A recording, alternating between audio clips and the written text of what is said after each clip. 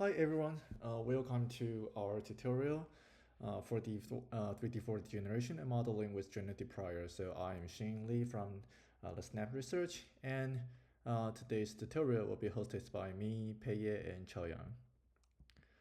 So let's get started to briefly explain what we can expect from today's tutorial. Our mission is, or I believe most of us like doing the 3D 4D modeling is to digitize everything and generate anything. So 4D modeling can be used in VR setup, like these movies and gamings. It can also be used in like AR setup, viewing with hardwares, devices, or 4D reconstruction to provide more immersive experience. So the medium that we are the most familiar with is phone screen or through computer screens. And I believe everyone has seen this kind of lenses or visual effects, which usually require 3D knowledge. However, obviously 3D is not just better 2D and just to help create better 2D. So recently there are a lot of like hardware devices and some interesting pioneering attempts are already been there. For example, like this kind of using Apple Vision Pro to help the creation process, including like 3D generations or like a 3D painting and drawing. Or of course, it can be really helpful in for the educational purpose, like this kind of to see what inside the machines, or can help some skill practicing like piano. So what does 4D consist of? So we have like static 3D object, we have a background 3D scene, and we have dynamic objects stage scenes. So we will cover all of these today. Let's talk a bit more about the evolution of 3D. Start from when we only have limited 2D and 3D data, the inference is fast, but the quality and the diversity are limited. People then realized we'll never get enough 3D data.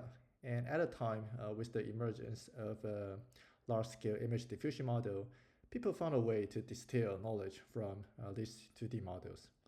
The quality is amazing, but these optimization-based methods are slow, taking up to hours to generate a sample. More recently, a feed-forward paradigm with multi-view images as intermediate medium has become popular. Today, we'll cover all this. On the other hand, 4D generation is in its very early stage. Currently, the speed are slow and the quality is not as good as 2D and 3D. We are making some exciting progress recently. We'll also cover that. What's the next step of 4D generation is still unclear whether we will focus on like making it faster or we'll focus on like boosting the quality. We'll see. Finally, I want to bring up an ongoing trend of interaction between reconstruction and generation. Conventionally, reconstruction and generation are separated tasks. Reconstruction is like understanding the world, and generation is creating the world. However, recently, with the help of amazing image and video models, these two tasks are now highly collaborative. First, generations via reconstructions, we can perform 3D or 4D generations by two-stage methods. First, generate like multi-view image or video, then followed by the 3D and 4D reconstructions.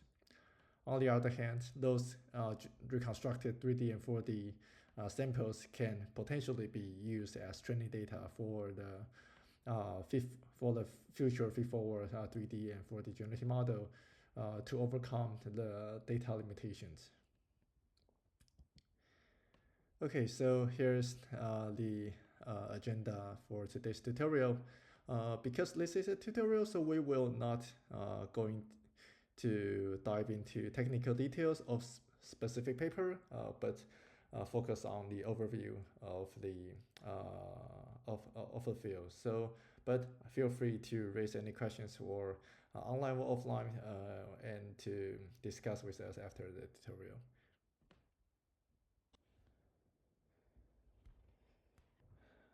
So this part, we are going to talk about 3D generation without large-scale 2D press.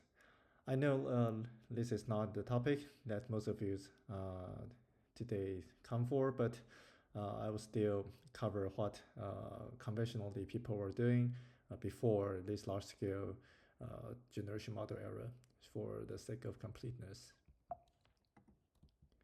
So like centuries ago, before we have large-scale image model and before we know how to interact among 2D, 3D data and 2D, 3D models, the way of training 3D generative models can be easily divided to training using 2D data and training using 3D data. Let's start from using 2D data. So 2D data is the spatial sampling of 3D. To learn 3D with only 2D data, we need a way of modeling this sampling process. There are two important techniques contributing to these directions. First, algorithm-wise NeRF. What NeRF provided is a continuous implicit scene representations and a neural network-based differentiable volume rendering. And architecture-wise, we have StyleGAN. Before the diffusion model era, StyleGAN was dominating the generative field with several important characteristics. First, the style-based architecture provides the ability of disentanglement of attributes and disentanglement of different levels of details. Until now, in certain domains like human faces, diffusion models still cannot achieve the same level of control compared to StyleGAN. Second, it shows the importance of improved latent space. Let's quickly go through these two. Neural radiance field model the 3D scene with an implicit representation. That is a neural network that we can query the color and opacity with 3D location and viewing angles. Then we can perform differentiable rendering with ray matching with this neural network. Here is the visualizations provided by the original NeRF paper. So querying the point in the space, and then through the ray matchings, we can get an image and we can use the image to get reconstructions, laws, and then to optimize the 3D representations. Next, StyleGAN. StyleGAN was a revolutionary architecture that achieved product-level generative results on certain domains like human faces. They proposed a mapping network to obtain better latent space to sample from and a style-based architecture that used ADA-in to inject style into different layers in the network. So how did people make use of these two techniques to learn 3D from 2D? Before NeRF, Hologan did a pioneering attempt using StyleGAN-inspired constant latence and style injection along with 3D transform and projection module. After that, almost all methods adopt the radiance field and random technique, like graph, CVPR21 based paper giraffe, PyGAN, VoluGAN, GRAM, etc. Some of them make use of some of the StyleGAN techniques in their pipeline. Finally, a method successfully married these two. Instead of adopting StyleGAN technique to whatever pipeline, StyleNeRF starts from StyleGAN architecture itself and incorporate NeRF architecture. The visual results improve substantially, which can also be observed in quantitative numbers. Later on, the seminal work, EG3D, became the using the buzzword nowadays, foundation model for 3D aware generation tasks. The most important techniques they propose is the triplane representations, which is still playing crucial role in current 3D, even 4D generation. Neural implicit representations use a fully connected layer to represent a scene, which can be quite slow to query. On the other hand, explicit voxel grid or hybrid variants use small implicit decoders that are fast to query, but it scaled poorly with resolution. And triplane is like a in the middle, so it's a hybrid representation that is fast and scale efficiently with resolution, enabling to have better detail for equal capacity. The triplane representation involves using three orthogonal 2D feature planes to encode the 3D scene. So the whole EG3D architecture consists of a neural network trained to map noise to 3 channels, nerve rendering to get a 2D image from triplanes, and a rendering sample camera angles followed by the upsampler to increase the resolutions. So again, these triplane representations and the usage are still quite common and popular in nowadays 3D generation pipeline. Here are some results. You can see basically they inherit the style GAN quality, but now make it 3D aware. It also inherits the manipulation capability of style GAN. And of course, numerically, it outperforms previous methods with a great margin. Speaking of manipulations and style control ability of style GAN in EG3D, previously we had this interesting project trying to learn 3D of those artistic domains where the ground truth 3D does not even exist, like caricature and pixel. And we can perform attribute editing in 3D, just like what style GAN can do. Okay, let's get back to EG3D. What are the issues of EG3D? First, camera. So the camera parameters are sampled from a manually chosen distribution. And second, the geometry. The geometry is learned at a rather low resolutions. So as we all notice, most results are from specific domains like faces and cats. Why so? It's because we have a strong assumptions on the data. So the objects need to be alignable, and camera distribution in the data should be simple. What does it mean?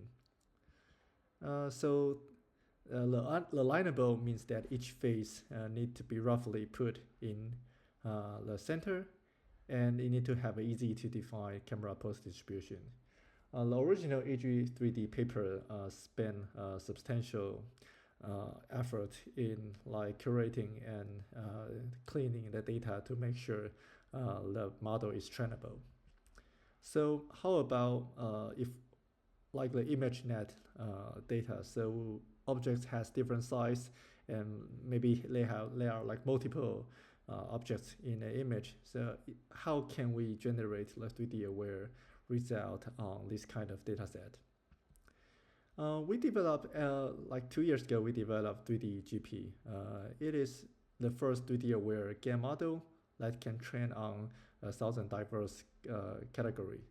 High levelly, we add a camera control and a generated image prior to improve the quality. So instead of like having a predefined camera distributions, we now have a learnable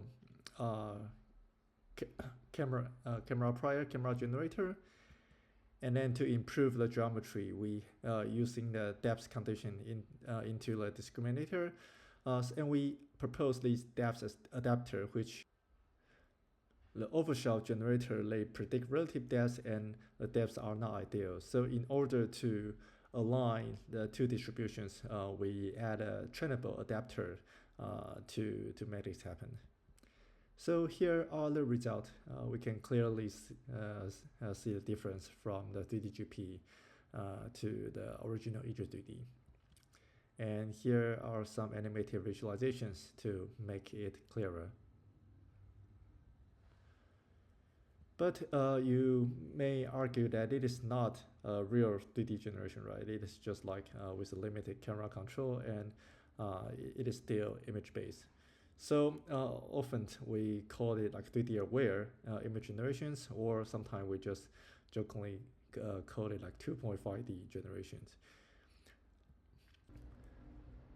Now this leads us to the next branch, which directly train 3D generations on 3D data.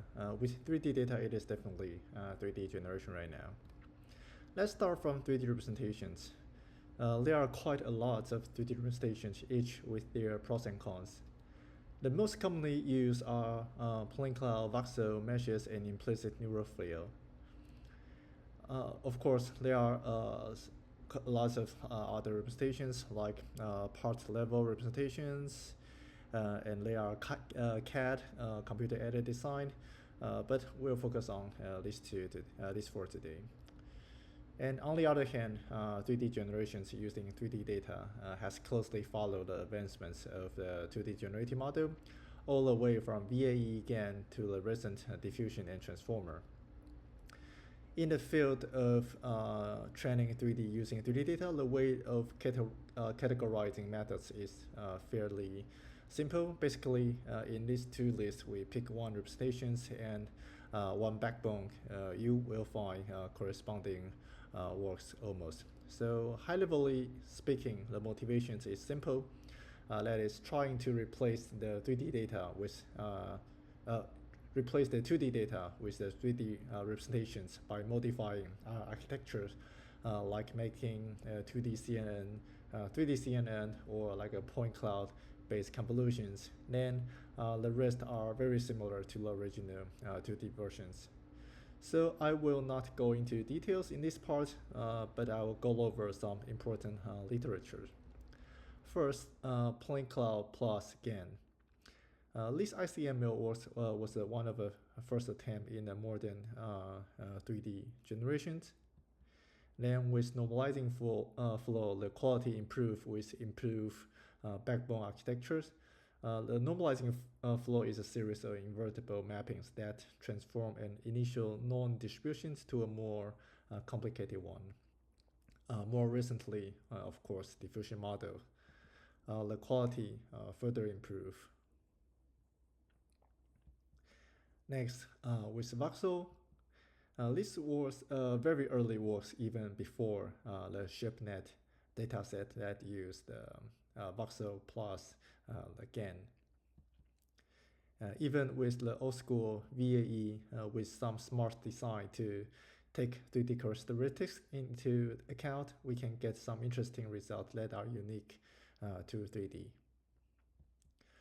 It is noteworthy that the neural field as an implicit representation is usually difficult to learn directly with conventional methods. So usually we'll try to sample and voxelize it. For example, with the transformer, this auto SDF, it first converts SDF into voxel grids and then treat each grid as a token and train a model using transformer. And next, of course, with diffusion, as diffusion similarly voxelize the SDF, then train an autoencoder to encode them into a latent space. Nowadays, everything in a latent space with an autoencoder can be trained using a latent diffusion model. Finally, MeSH. In this CVPR24, MeSH GPT will be presented. It is a paper I really like as it works with MeSH, which is the most direct representation for all downstream tests, and is tokenized and trained in GPT manner, which has great potential to work together with other modalities. First, it performs vector quantizations to learn tokens, and it just train this token using this token to train a generation in a GPT manner. Here is a demo released by the authors to kind of like demonstrate how this kind of autoregressive like mesh-based generations can be used in the like object generations.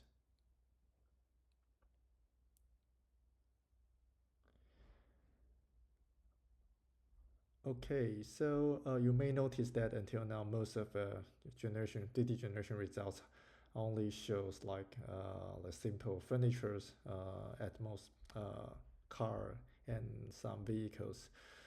It is because that before recently that's all we have. So people had been using ShipNet all the time. And until recently we have this Observerse XL, but we will compared to the large-scale image data set at up to several billions. At least given the current hardware device and capturing technique, in the short term, we will never get enough diverse and imaginary data compared in 3D compared to 2D. And also because like currently all the users and researchers are quite spoiled. We do not want a simple, say, a cat or a simple chair. We want, say, the elephant dancing on the chair eating ice cream, something like that. So, which leads us to the next topic. We inevitably need to make use of these large-scale 2D image priors. Hello everyone, my name is Pei Zhuang and I'm a research scientist at Snap. Today I'm excited to present a tutorial on 3D generation. This tutorial will cover the journey from per instance optimization to feed-forward techniques. 3D generation is a task that aims to automate the creation of 3D objects, similar to what digital designers or art designers do. The 3D objects can be generated by some methods that either take text prompts as input or take a single image as input. How do those methods work? Using 3D data to accomplish 3D generation tasks is a straightforward way. In recent years, the community has collected large-scale 3D datasets from diverse object classes and with complex appearances and shapes. However, these 3D datasets are still significantly smaller than the available 2D datasets. So, utilizing large-scale 2D data is nowadays a crucial strategy in order to get high-quality 3D object generation. In this tutorial, we will begin by leveraging large 2D datasets using diffusion models for 3D generation. Then we will explore how to use 2D prior or combine 3D datasets with 2D datasets to enhance 3D generation in a more efficient way. Let's start by exploring 2D diffusion. The main idea is to map a predefined noise distribution to an image distribution. This process can be challenging. Instead, an easier way is to decompose the mapping step by step. And in each step, a random noise is progressively added to an image until the image becomes pure noise sample. This is known as diffusion, or the forward process. By traversing this trajectory backwards, gradually adding the inverse noise sample, we can get back the original image. This is called the reverse process. If we have a dataset that contains multiple images, we can learn a general noise predictor as marked in the red box. The noise predictor takes a noisy image and a time step as input and predicts the added noise. Additionally, people can control the generation process by conditioning the model with a text prompt or an image. 2D image datasets can be massive and inherently contain 3D information about objects. For example, a picture of a cat can be taken from multiple angles and show different body shapes. Given the rich 3D information in 2D image datasets, we are able to learn 3D generation using 2D diffusion models. This optimization problem can be formulated in this way.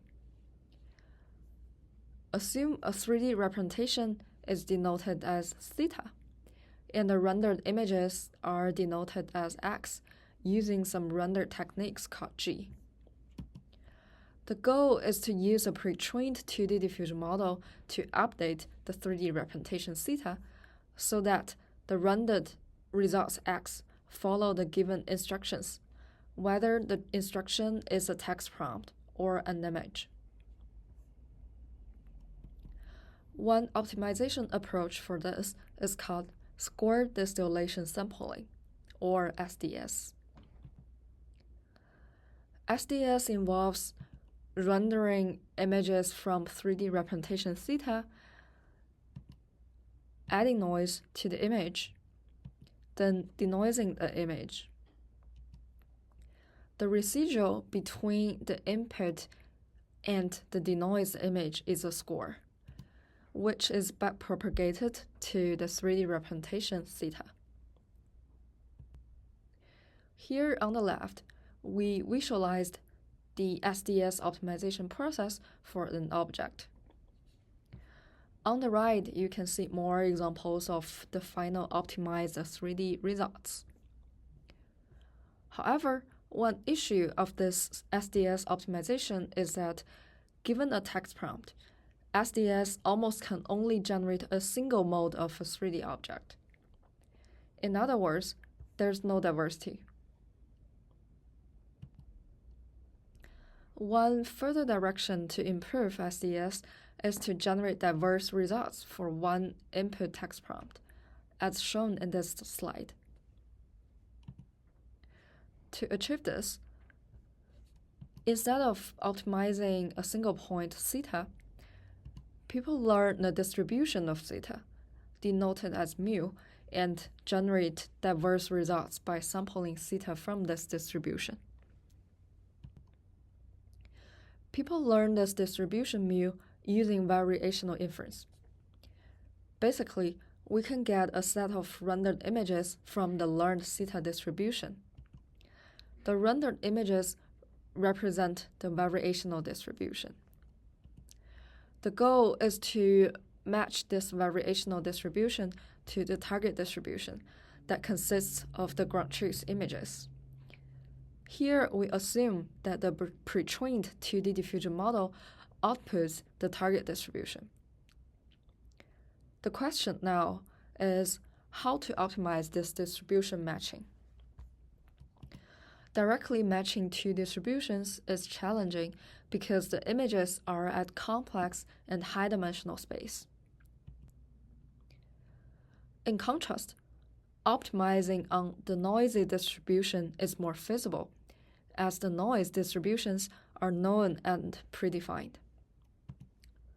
So, the optimization goal can be changed to matching the noisy distributions over the time steps, making the training process more manageable and effective.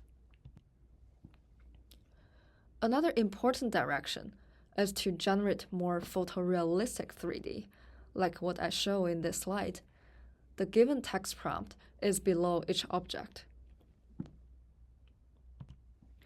Recap that we get noisy distribution input by blending noise to a clean image or a clean latent vector if we use latent diffusion models.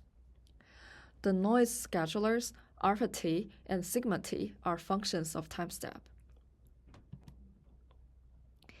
In the original SDS work, the time step is randomly sampled over the training iterations. However, random sampling is not ideal. By adding large noise at the latter training stages can result in diverged denoising output and lead to the change or average of the 3D shapes. An alternative way is time step annealing. Instead of random sampling, the sample time step is determined and decreased linearly over training iterations. The results now look better than those obtained with random time step sampling. In some papers, a square root sampling strategy is proposed. The idea is that fewer optimization steps are needed at the beginning, but more steps are needed with smaller time steps in order to settle down the geometry quickly and refine the texture details with more steps. We mentioned that all these strategies are based on empirical evaluation. there's no theoretical proof indicating that which time-step sampling strategy is optimal in SDS.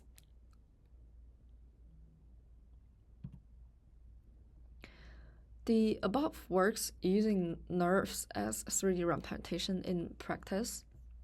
However, this could lead to bumpy geometry when extracting meshes from nerves using marching cubes.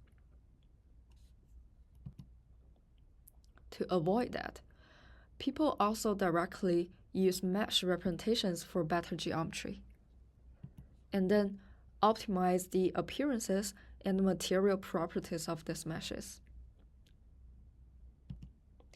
This leads to better visual effects and make it more adaptable to downstream 3D tasks that directly need meshes. Moreover, another issue about NeRF is that high-resolution rendering from NeRFs is computationally expensive. To address this, Magic 3D first generates low-resolution radiance field, extracts 3D mesh, and continues to refine the 3D mesh using SDS. The two-stage approach provides high-resolution 3D mesh models. For faster training speed, 3D Gaussian splatting is a better representation because it enables quicker optimization and faster convergence.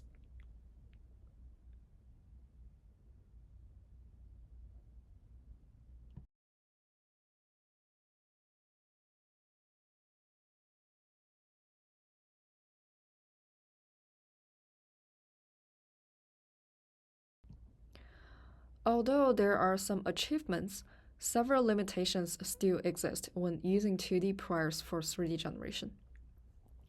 One significant issue is the Yannis problem, or multi-phase problem, where multiple phases are generated from different views.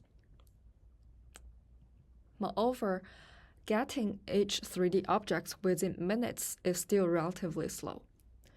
Methods to generate objects in seconds or even in real time is more preferred. We've quickly reviewed the literature on 3D generation using 2D priors, like using scored distillation sampling and its variants. Also, there are additional ways to achieve better 3D geometry. Now, let's move from using 2D priors only to combining 3D datasets with 2D priors for faster generation. One paradigm is to decompose the task into two stages. At the first stage, diffusion models are either trained from scratch or fine-tuned to generate multi-view images.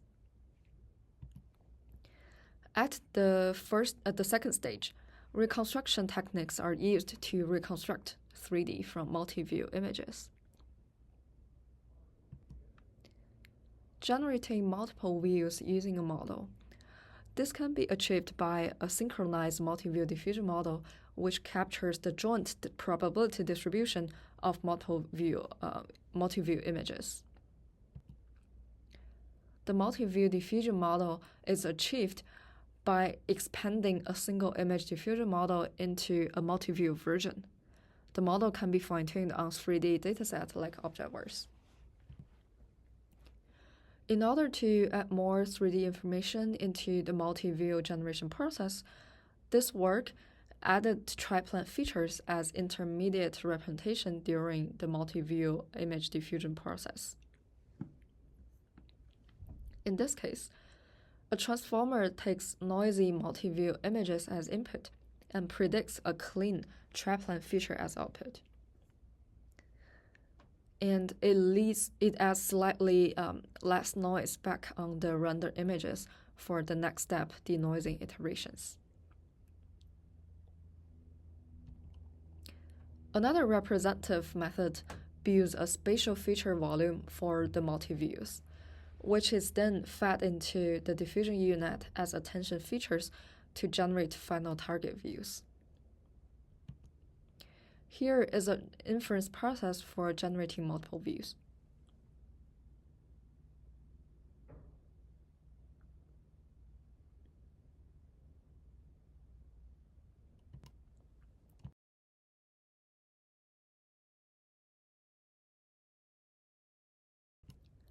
In addition to generating RGB images, we can also generate auxiliary geometric information.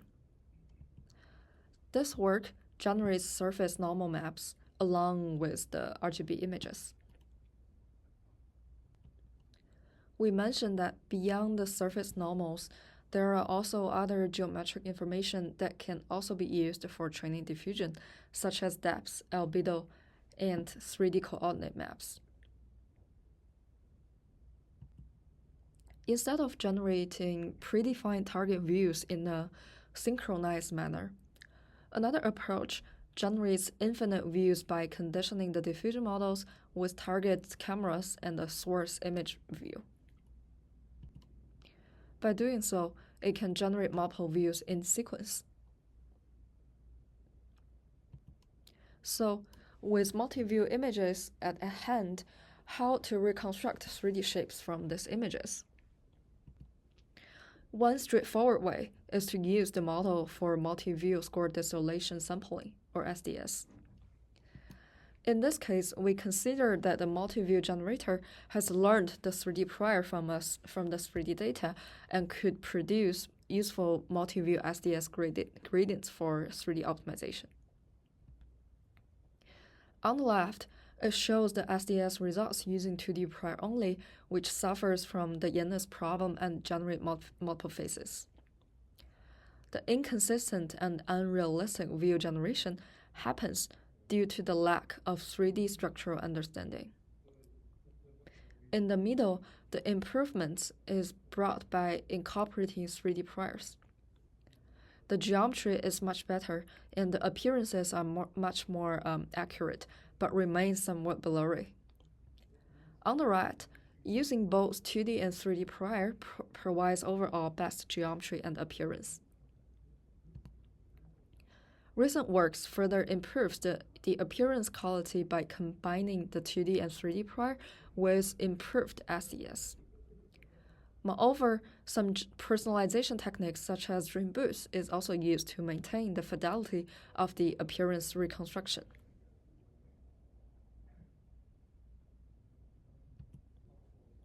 Here are some image to 3D reconstruction results using this approach.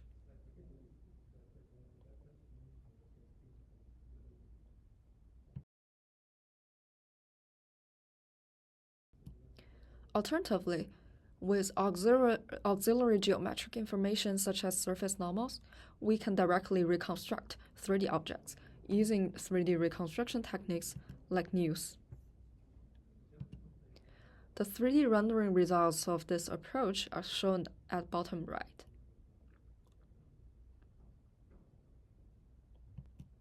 So far, the two multi-view to 3D reconstruction methods we've introduced are still relatively slow. For faster reconstruction, researchers have proposed to feed-forward models that can reconstruct 3D shapes from multi-view images in seconds. One example approach represents multi-view images as a triplet feature and decoding this triplet feature into radiance fields via volume rendering. This approach is trained on an object-verse dataset. Thus, it enables to do general 3D reconstruction in a feed-forward way. The visualized 3D results are at bottom. To get such a feed-forward reconstruction pipeline, the multi-view images are given into a transformer and being used as keys and values. Learnable triplet tokens are used to query the image features and produce a triplet feature. After having the triplet features, volume rendering techniques are applied to convert these features into radiance field. Similar to SDS, we just mentioned that extracting meshes from radiance fields often lead to a loss in visual quality. So, some approaches generate radiance fields as an initial step, and then fine-tune the entire model by replacing the radiance field representation with differentiable meshes. To further enhance the mesh appearance, additional post-fine-tuning steps can be used. Specifically, This work fine-tunes the color MLP and the triplet representation. This fine-tuning step could be efficient, taking only about 4 seconds for one instance, yet it is significantly improved appearance reconstruction details.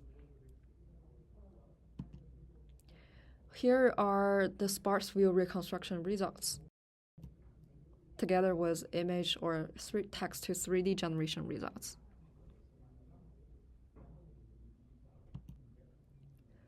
We also mentioned a few more concurrent works for the feed-forward mesh generation task. In these two works, one uses differentiable marching cube or extracting meshes. The other one uses FlexCube, which is a hybrid implicit and explicit 3D mesh representation. We won't go into too details for these two works. Beyond that, Gaussian splatting can also serve as an alternative representation in the feed-forward work. This work designs a feed-forward model to predict 3D structures from multi-view images through 3D Gaussian splatting. And here are the results.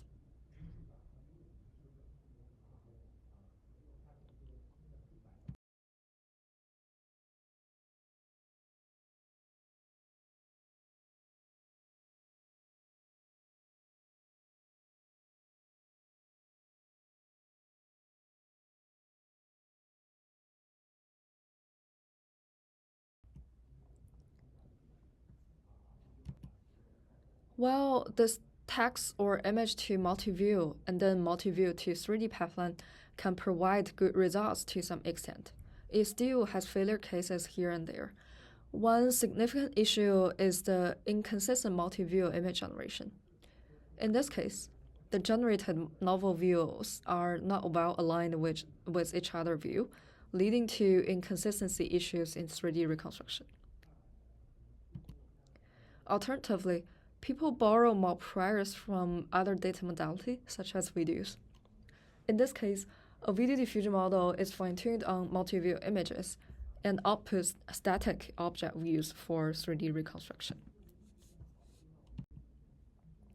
1 month ago, a new work came out that enables photorealistic multi-view generation. The pipeline can take any number of images and any specific novel viewpoints as input, and generate 3D consistent images as output. To achieve this, a masked multi-view diffusion model is proposed in this work. Moreover, instead of only using object words for fine-tuning, this work combines 4 real-world multi-view datasets as training data. Here are the visualizations of this work.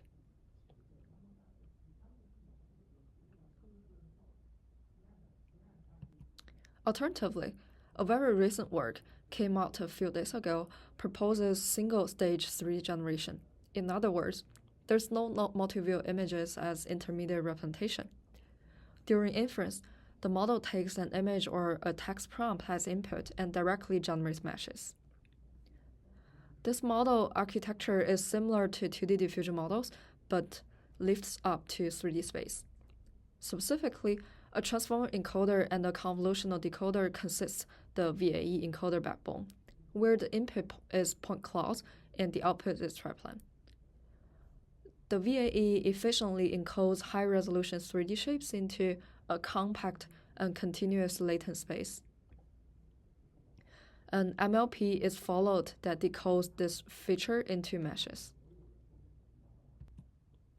Once trained the VAE model, a diffusion transformer is trained after it in the latent triplan space. Here is a visualization of the generated meshes given a single image.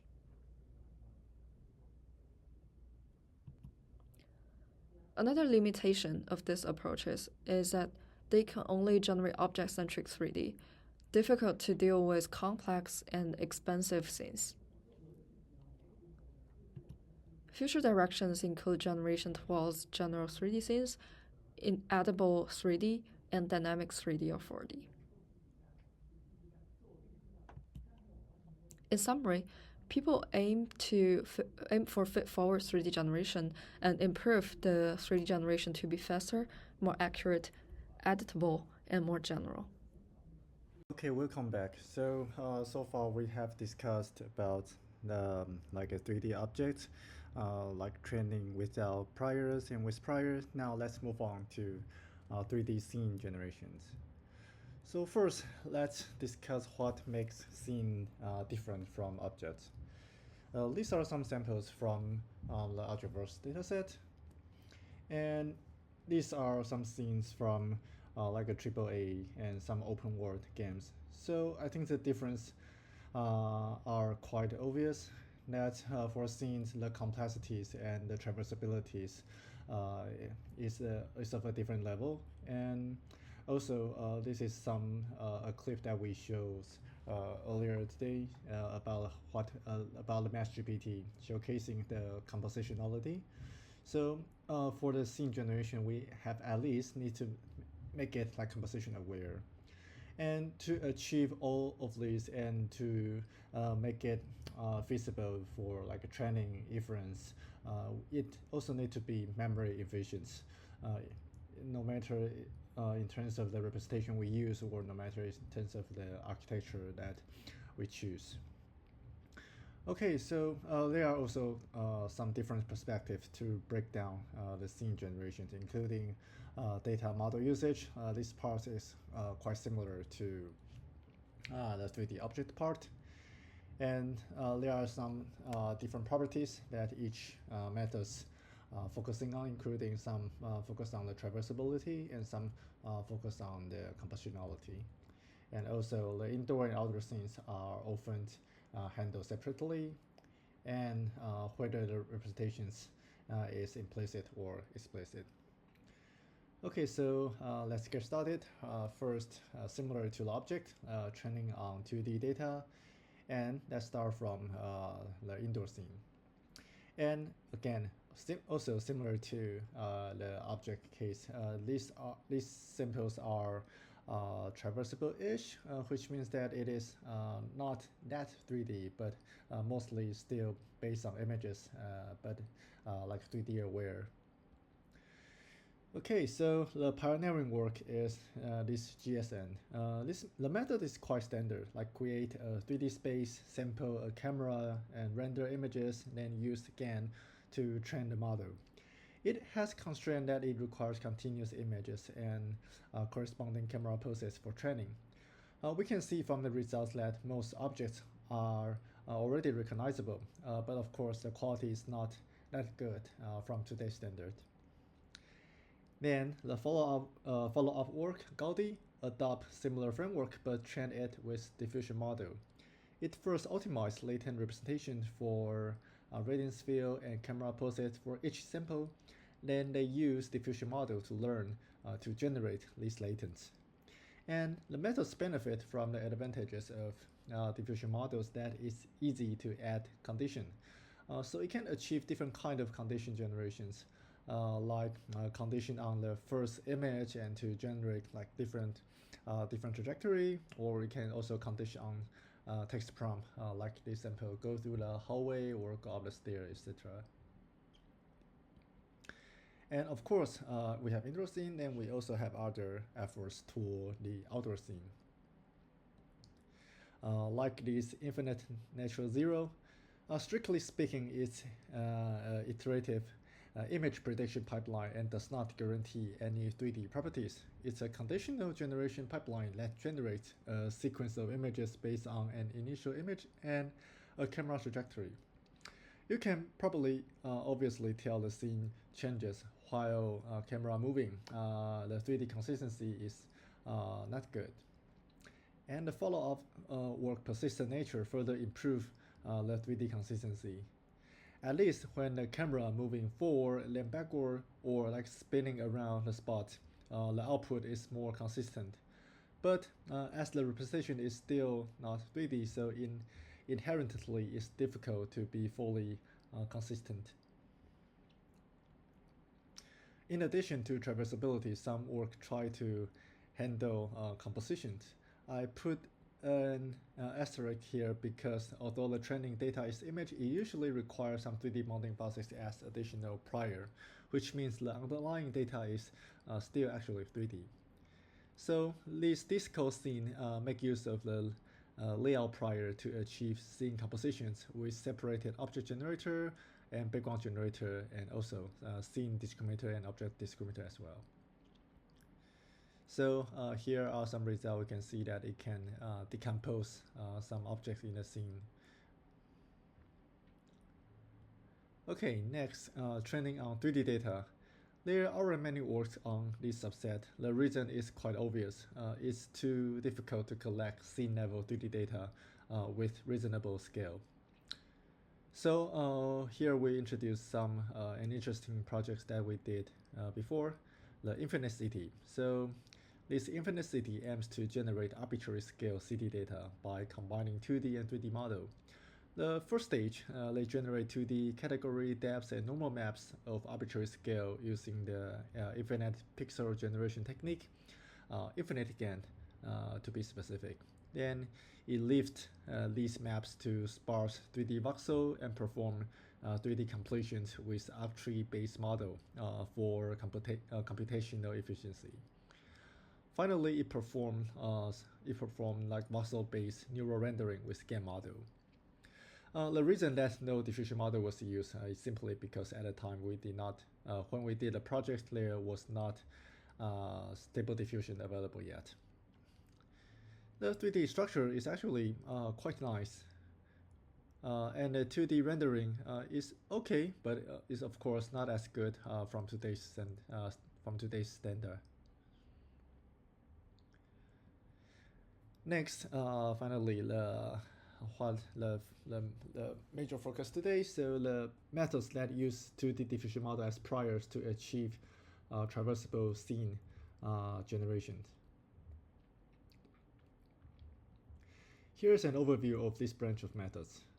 So usually we'll start from one image. The image can be given or it can be generated by some like text to image model, and then we have we will obtain the depth with a off-the-shelf depth estimator. Then we will lift it to whatever 3D representation that we use. Then we will move the camera, so we will sample partial images, and then we use that pre-trained diffusion model to do the inpainting or outpainting to get complete images, and then again with the depth estimator to get the depth, use this information to update the 3D representations. So the following work, although they might have some different 3D representations, they might have some different way of updating, but the concepts are the same. So this text room using mesh as the representations.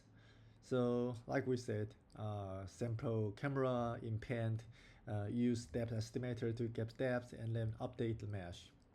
The scene looks decent and are indeed traversable.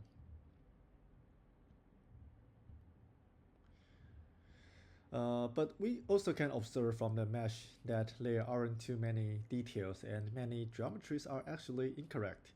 But as a pioneering work, these texture 3D room results were quite amazing.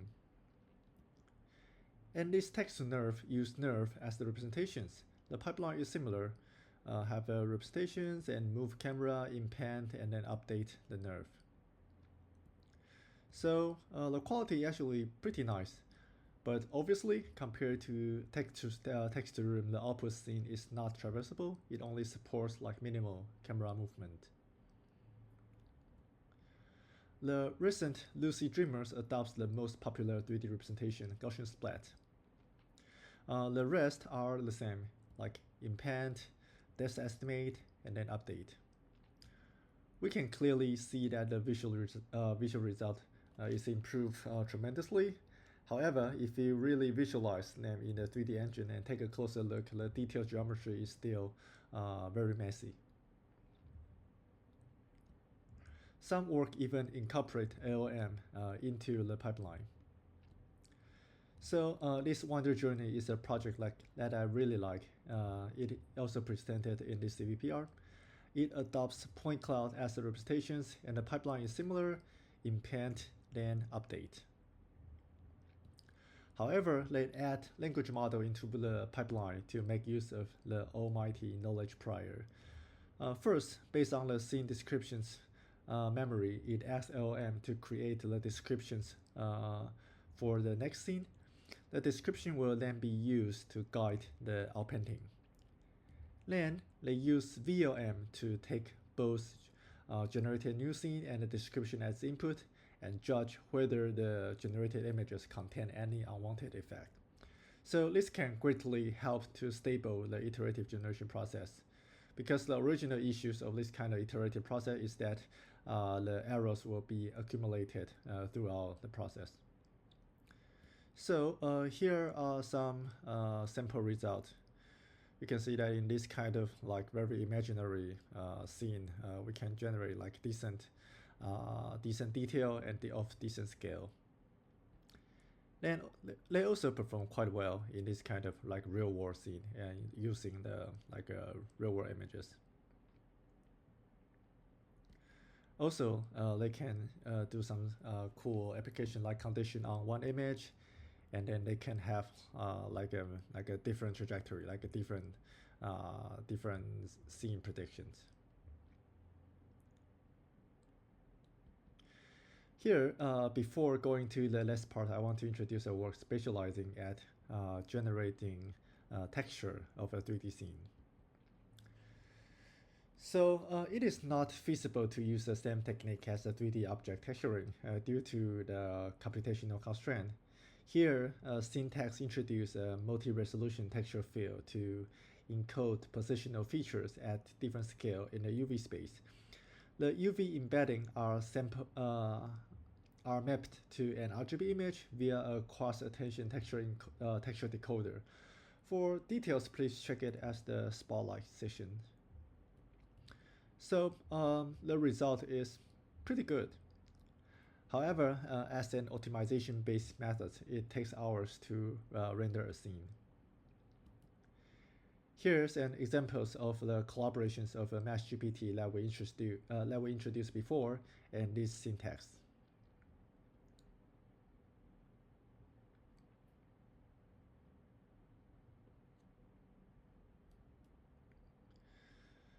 Okay, so the last part, how to achieve compositionality. There are three major ways to achieve compositionality. So first, the easiest way is to give it as an input, or we can treat it as the learnable parameters. Or, of course, we can use LLM as a prior to help us.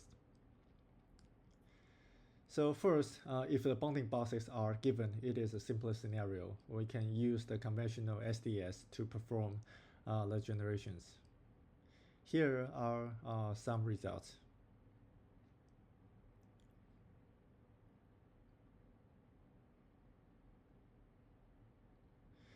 Next, we can use the LLM as prior. So there are many different ways to leverage LLMs. First, this scene width 3D, they only use LLM to identify object of interest.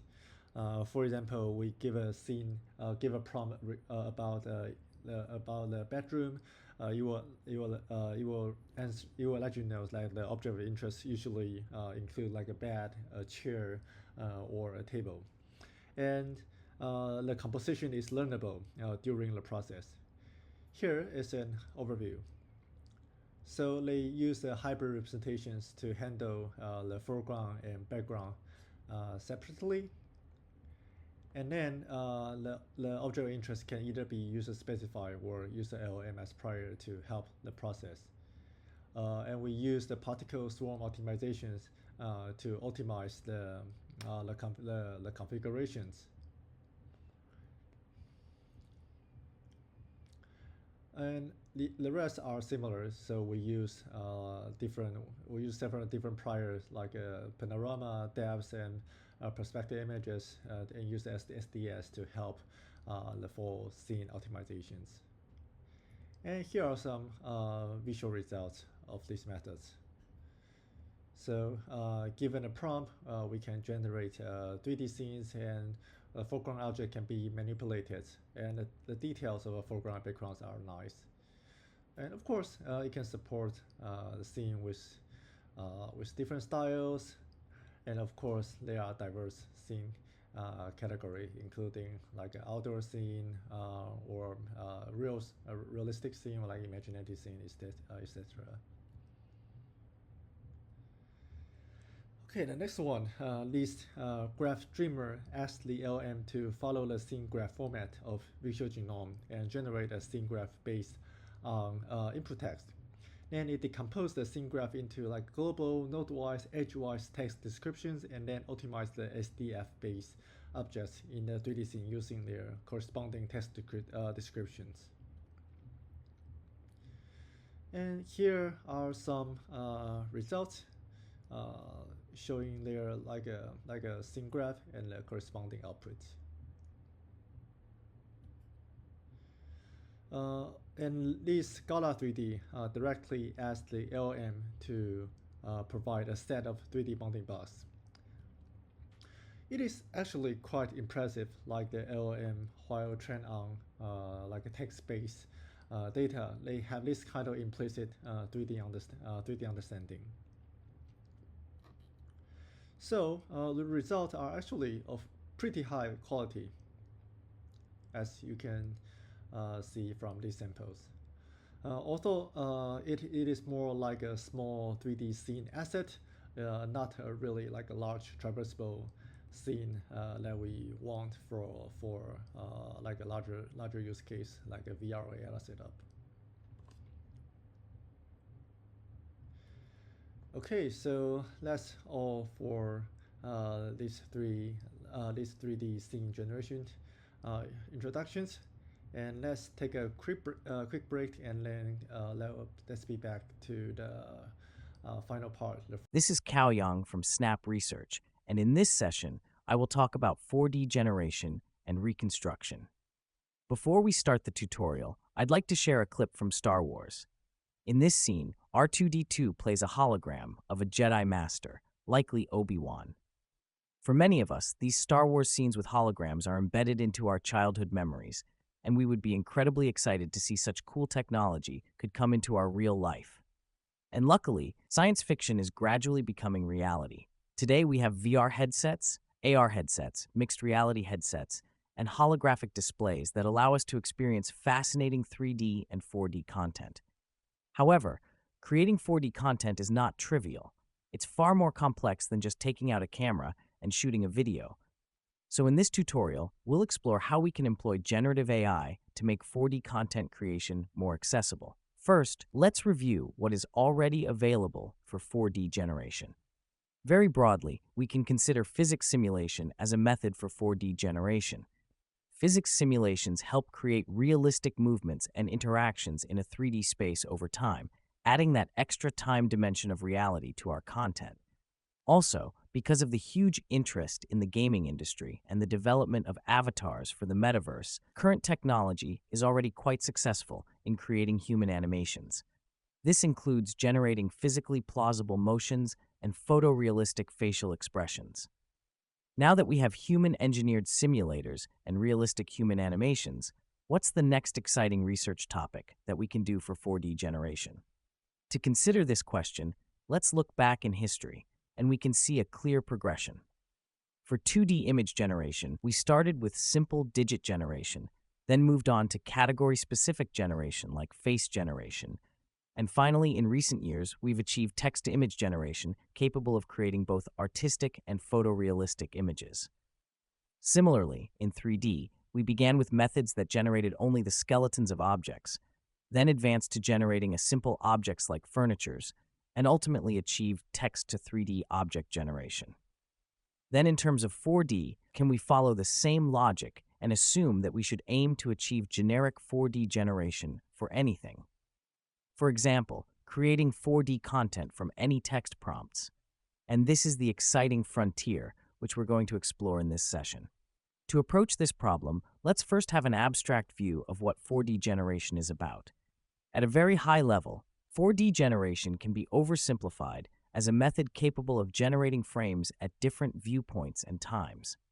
For example, imagine having a matrix of frames where the vertical axis represents changing viewpoints and the horizontal axis represents changing time steps.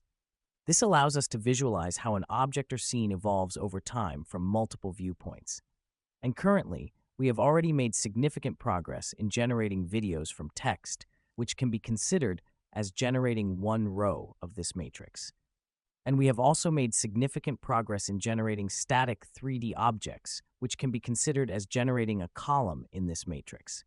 But what we don't have yet is a model that directly generates 4D content, which means generating all these frames together in one go.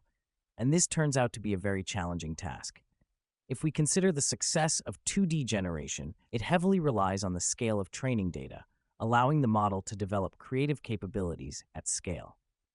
For 3D generation, progress is significantly behind 2D generation due to datasets being several orders of magnitude smaller. Now, for 4D, the situation becomes even more challenging. One of the largest 4D datasets currently available has only a few thousand data samples. This is significantly smaller than 3D datasets, and it is nowhere near the scale of 2D data.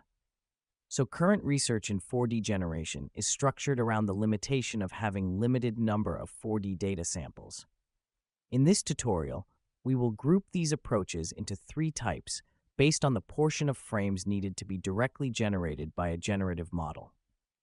The first approach is very straightforward. Since we already have video generative models that can generate a video from a text prompt, we can treat the problem as a 3D reconstruction problem by lifting a 2D video into 3D. In this way, no new generative model is needed to be trained aside from the pre-trained video generation model. But reconstructing 3D from a single video with dynamic motions is challenging. As shown in this animation, it is mathematically an ill-posed problem because there are ambiguities between depth and scale, since increasing the size of the object and moving it farther away from the camera can result in the same projected 2D image by shrinking the size of the object and moving it closer to the camera. And given the ambiguity of between depth and scale of the object, it is also not possible to determine whether an object is actually moving farther away from the camera or it is shrinking in size. And finally, the problem becomes even more challenging when there is occlusions. There is a branch in computer vision focused on 3D reconstruction from a single video with dynamic objects, known as non-rigid structure from motion. The first NRSFM method, to my knowledge, was developed over 2 decades ago. In this work, they tracked facial landmarks from video and reconstructed meshes representing the shape of the face. They were also able to reconstruct simple structures, such as the upper body of a giraffe. A typical NRSFM method would take input of 2D point correspondences, created either by 2D landmark detection or feature point tracking. The NRSFM algorithm is then expected to reconstruct the 3D location for each point. This problem is ill-posed, so we need to introduce additional constraints to find meaningful solutions. Common constraints include expecting the concatenation of 3D positions of points to be either low rank or to have sparse structures, following assumptions like sparsity and union of subspaces. And similar concepts have been applied to denser reconstructions, as shown here. This NRSFM algorithm can reconstruct most regions of the dancing woman. However, you may notice that not every pixel is reconstructed, especially in textureless areas like her hair. This limitation arises because NRSFM is a 2-stage method that requires obtaining 2D correspondences through point tracking before performing reconstruction. But reliable long-term tracking is very difficult in real-world videos. For example, there are occlusions and out of view, which prevents you to have a complete 2D trajectory for every pixels. And there are model drift problem, where the tracker lost track of an object and drift to track other objects. Instead of the 2-stage approach of tracking then reconstruction, more recent methods adopt a different paradigm called analysis by synthesis. This involves using a differentiable renderer to render a 4D representation and optimizing this representation to synthesize the input signals, such as RGB images. This single-stage method is usually more robust than two-stage methods. And since the optimization goal is to synthesize an image that closely matches real images, analysis by synthesis methods typically provide high-fidelity results for view synthesis. To perform analysis by synthesis, we first need to discuss how to represent 4D to capture high-fidelity 3D shapes and motion. Next, the target signal for the differentiable renderer isn't limited to just RGB images. It can also include other modalities like depth maps from monocular depth estimators, pixel correspondences such as optical flows, 2D point tracking, and semantic embeddings used to localize object parts. In the next several pages, we will cover some commonly used 4D representations and the current status of obtaining monocular depth estimation and correspondences. And finally, we will show that several state-of-the-art 4D reconstruction methods are essentially a combination of these modules. Let's first talk about some commonly used 4D representations. Most widely used 4D representation can be factorized into two modules.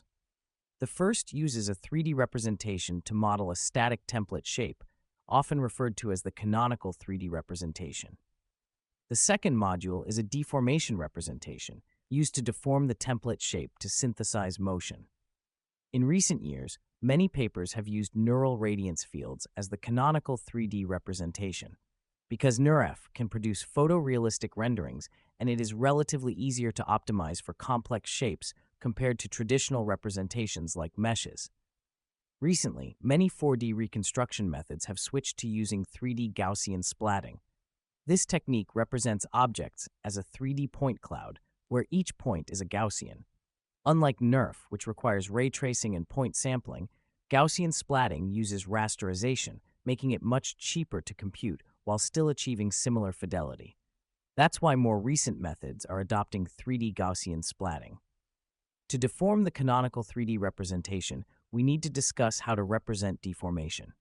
Commonly used deformation representations include neural networks that map a space-time point to its corresponding position on the canonical template shape. Another approach is using deformation primitives like linear blend skinning, which represents the motion of a point through a combination of rigid motions associated with different body parts or control points. There are pros and cons to these two types of representations.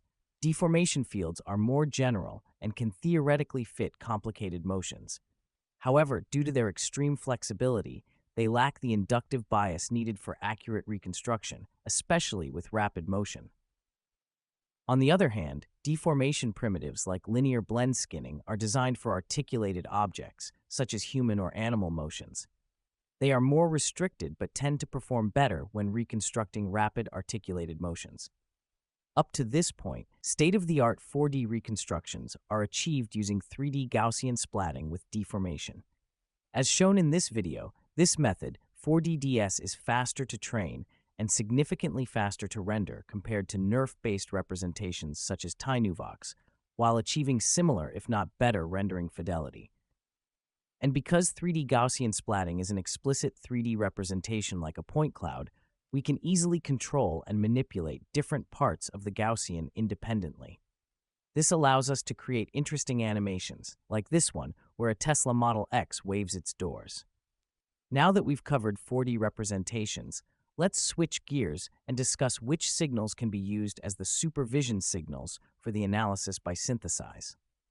One of the most important signal to use is depth map estimated from a monocular depth estimation network. Using depth maps estimated by a pre-trained depth estimation network is perhaps the most important component for robust 4D reconstruction.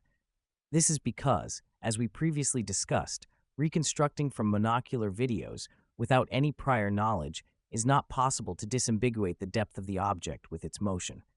Therefore, we need to use external knowledge from the monocular depth estimation network to provide direct supervisions to disambiguate the depth and motion. Monocular depth estimation itself was a very challenging problem a few years ago. As shown in this video, state-of-the-art method 3 years ago is not able to produce temporally consistent depth estimation and losses a lot of details.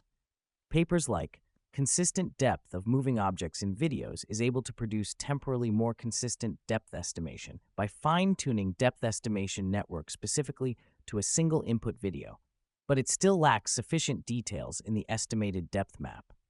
But recently, things changed. There has been great success in the community by introducing advanced self-training techniques or utilizing video generative models to improve the accuracy of monocular depth estimation. For example, as shown in this video, the recent version of Depth Anything is able to produce temporally consistent depth estimation with fine details. Another important puzzle for robust 4D reconstruction is how to obtain correspondences to supervise the deformation of the 4D representation. The most commonly used representation of correspondences are optical flows. Optical flows are typically obtained by having a neural network, which takes two input images and iterative estimate the 2D per pixel motion between these two images. In addition to estimating 2D pixel displacement between two frames, recent methods like CoTracker take a sequence of frames as input and can directly estimate long-term 2D trajectories. Here are some 2D tracking results from CoTracker. It is able to track points on the moving foreground objects quite accurately across a long period of time. More recently, Spatial Tracker extends CoTracker to not only track changes in 2D pixel locations, but also output changes in depth, allowing it to generate 3D trajectories. This is a very promising direction and may become a key component of future state-of-the-art 4D reconstruction methods. Another type of correspondence is specifically trained for humans and animals. This method extends from dense human pose estimation. The idea is to learn a continuous surface embedding for each point on the template shape and also train a neural network to predict the embedding map from a 2D image. With the predicted surface embedding map, correspondences between the template and image can be found by nearest neighbor feature matching. Continuous surface embedding has been successfully applied for reconstructing humans and animals. Now we have discussed 4D representation and different modalities that can be used as supervision signal for analysis by synthesis. Now let's review a few state-of-the-art 4D reconstruction methods. The first method is BANMO, which is able to reconstruct articulated objects like cats and dogs from videos. The recipe for BANMO is to represent 4D by using NeRF as the canonical 3D representation and uses linear blend skinning as the deformation. In addition to RGB images, it is supervised by optical flows, segmentation masks, and also continuous surface embeddings. A more recent method, MOSCA, has been developed for reconstructing generic dynamic scenes. It is currently one of the best methods for achieving high-quality reconstruction for novel view synthesis. As shown in this example, it successfully reconstructs the BB-8 robot rolling forward. The recipe for MOE is using GS dual quaternion blend skinning as its 4D representations, and it is initialized and supervised using monocular depth maps, optical flows, and 2D point tracking. On the project page of MOSCA, they also showcase impressive reconstruction results from videos generated by Sora. Despite these encouraging results, it's important to remember that reconstructing 4D from a single video is still a very challenging task. Current 4D reconstruction methods are still fragile and far from production ready. An interesting study by this paper DieCheck found that many methods are evaluated on datasets with relatively large camera motions and slow scene motions. This makes the input videos more like multi-view videos, or what we call effective multi-view, as opposed to strict monocular videos, which are casually captured with smaller camera movements and faster scene motions. Testing all recent state-of-the-art methods, including MOSCA, on casually captured videos reveals noticeable artifacts. For example, there are unwanted jittering and artifacts around fast-moving fingers. Even for relatively simpler problems like object-centric reconstruction, state-of-the-art methods like BANMO still produce results with low fidelity. For instance, in this example, the head and tail of the dog are not properly reconstructed. And if you see closely, you can see that there is a hole at the intersection between the body and tail. This brings us to the second approach, using 3D generative priors to provide stronger supervision for 4D reconstruction and generation. The idea is this: given a generated reference video with object motions, we can also condition on one frame from the reference video. We can condition on one frame from the reference video and use a pre-trained 3D or multi-view generator to create the 3D shape for that frame.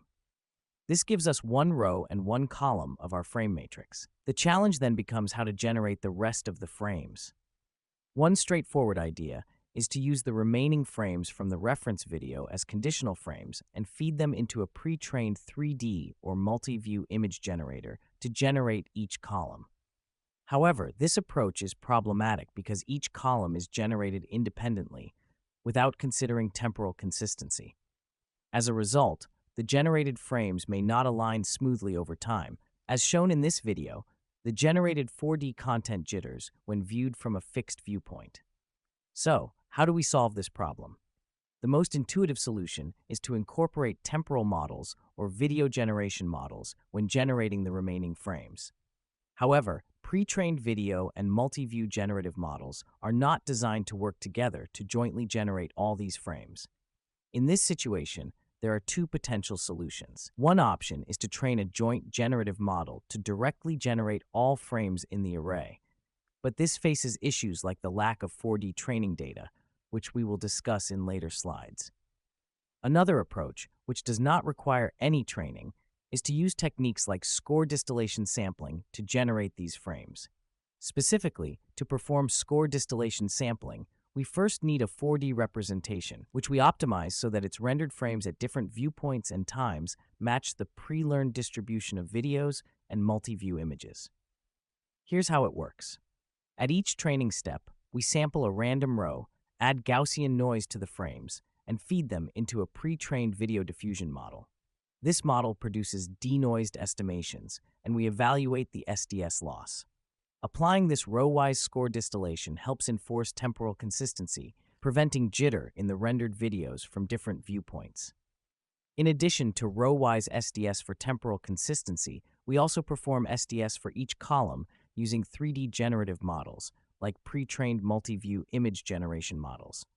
This ensures that at any given time, images rendered from different viewpoints correspond to the same reference image with the same motion. Finally, it's crucial to apply SDS to both rows and columns. Failing to do so can result in multi-perspective illusions, which are not desirable. Many 4D generation methods follow the score distillation sampling approach. The first text-to-4D generation method, imav3D, uses score distillation sampling to learn a 4D NERF with hex-plane representations. 4D Phi, which will be presented at this conference, improves upon imav3D with higher resolutions and finer details. More recently, many works have switched to Gaussian splatting. For example, Dream in 4D can generate various kinds of moving objects. However, there is still a lot of room for improvement. As you can see here, these results are object-centric with simple backgrounds and do not feature more than one dynamic subject per scene. More crucially, if you look closely at the generated videos, they are not very photorealistic and have a strong cartoonish style with unrealistic shading. Improving these aspects, especially achieving photorealism, would be very beneficial. To improve this, we first need to understand the source of these cartoonish styles. The issue mainly comes from the data used to train current 3D generative models. The most widely used 3D dataset, Objaverse, consists of a few million 3D assets, but unfortunately, many of these assets are not realistically textured or rendered. As a result, the models trained on this data do not produce realistic-style 3D assets. One promising way to enhance photorealism is to use video generative models. Video models can be jointly trained with both object-centric 3D data and a large number of real videos.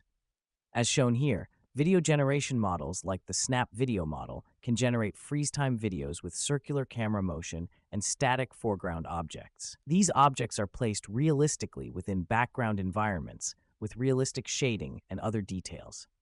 This motivates our recent work called 4Real, which to our knowledge is the first to generate near photorealistic 4D scenes with detailed backgrounds. As we will show later, it can also produce multiple dynamic objects in one scene. So, how did we achieve this? The first step is to generate two videos using text-to-video generation models. First, we create a reference video with a relatively static camera trajectory, but with object motions. Then we generate a second freeze-time video, conditioned on the first reference video, with a circular camera motion and almost no object motions.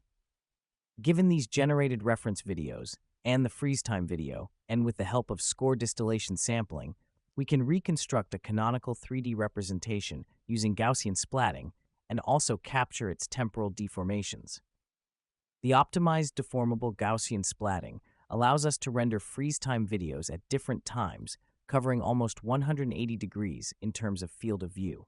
It also enables us to render stabilized videos from different viewpoints. Because we use video models, we can generate not only object-centric scenes, but also multiple dynamic scenes with very detailed backgrounds. Here are more examples demonstrating that this approach can generate very realistic appearances and motions, even with complicated backgrounds like drum sets and complex lighting effects. There is still plenty of room for improvement, such as achieving higher resolutions, longer and larger motions, and wider view coverage. A major limitation which I want to emphasize is speed. Unfortunately, methods based on score distillation sampling require a lot of computation and are very slow to generate even short 4D scenes. For example, 4DFi takes more than 10 hours to generate a scene. Our work, For Real, intentionally reduces the number of SDS iterations, but it still takes roughly 1.5 hours to generate a scene. This is a significant limitation. Running on high-end server-based GPUs for over an hour is not practical for making the technology accessible to the masses. We need to find a more promising approach with higher inference speed. This leads us to the third strategy for generating 4D content. The idea is to have a generative model that can directly generate all frames in the matrix as a multi-view video without any time-consuming runtime optimization steps. With these generated multi-view videos, you can reconstruct 4D representations using relatively simpler and more efficient methods. This all sounds promising, but what would this multi-view video generator look like? To understand this, let's first review how videos or multi-view images are generated with diffusion models. At a high level, the noised frames are fed into a sequence of transformer blocks. Inside each transformer block, the frames first go through a cross-attention layer, which applies conditions to the latent features. Then, they go through a self-attention layer, which models the spatial and temporal relationships between patches of the video frames. This sequence of cross-attention and self-attention is applied multiple times until an output layer produces denoised predictions. To extend this architecture for generating multi-view videos, we can make the following straightforward modifications. First, we can duplicate the cross-attention and self-attention layers along the temporal dimension, which is like running multiple multi-view image generations in parallel. However, as discussed earlier, this would still result in jittery outputs since temporal relationships are not modeled in this architecture. A straightforward solution is to add cross-frame attention layers in addition to the self-attention layers. These cross-frame attentions help to reason about the temporal motions in monocular videos from a fixed viewpoint. This essentially summarizes the most important component of recent multi-view video generation works. While the design of the network architecture is somewhat straightforward, training such a model remains challenging due to the limited scale of available 4D datasets. There has been some success in training models to generate category-specific objects like humans, thanks to a few large-scale human motion capture datasets that consist of multi-view videos for training. For example, the recent work Human 4DT trains a DIT transformer that is able to produce decent results of humans from different viewpoints and times. But for text-to-4D generation, without category-specific constraints, there aren't many large-scale 4D datasets available. This means training every parameter in this large architecture while maintaining good generalization is not feasible. Therefore, several recent papers choose to freeze the backbone network and not learn the cross-attention and self-attention layers. Instead, they only modify the cross-frame attention layers to improve temporal consistency between each stream of videos at different viewpoints. One way to design the cross-frame attention is without any learning. For example, it can simply linearly mix the keys and values of the image patch embeddings across time. This simple strategy has been proposed by Stag4D, which shows some encouraging results in generating 4D objects. Another promising approach is to learn the cross-frame attention layers from limited 4D data. A recent paper called 4Diffusion, which appeared on ArcSiv just a few days ago, does this by using around 900 animated 3D shapes from the Obgiverse dataset.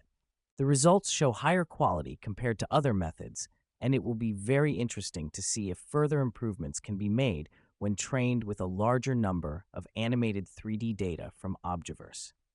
And finally, let's quickly recap what we've covered in this tutorial. We've discussed three main approaches to achieving 4D generation. First, generating a reference video and then performing 4D reconstruction.